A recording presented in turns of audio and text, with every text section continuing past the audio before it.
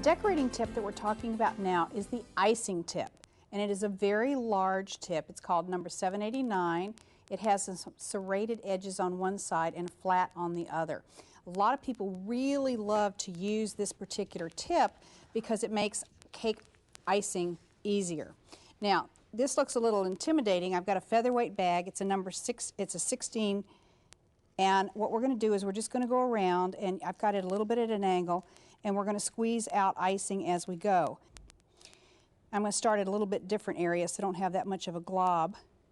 What you could do is you could stop and refill your bag if you wanted to, but let me go back to the crumb coating.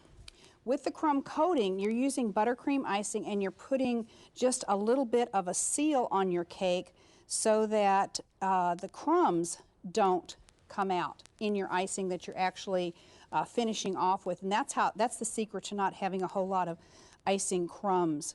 Now you notice here I'm actually building kind of a bridge across the top, and I'll go back to that one. I'm not squeezing enough there.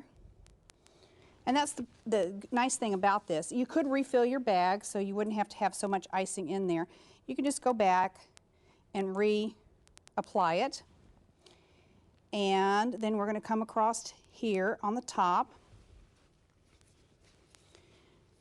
and just keep squirting it out.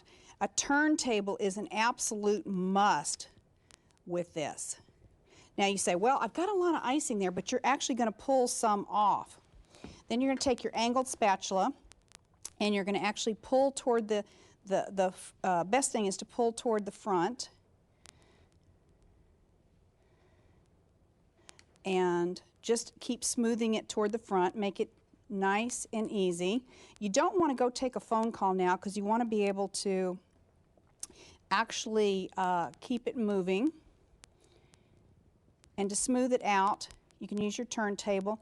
Just keep pulling it toward the front of the cake to the center. Now for the sides, you want to angle your spatula around like that and just pull some off, because what you're trying to do is you're trying to just smooth it. And you can see there I'm getting a nice smooth angle because I'm using my turntable and I'm continuing to go. And that's how you use your icing tip. I'll be right back.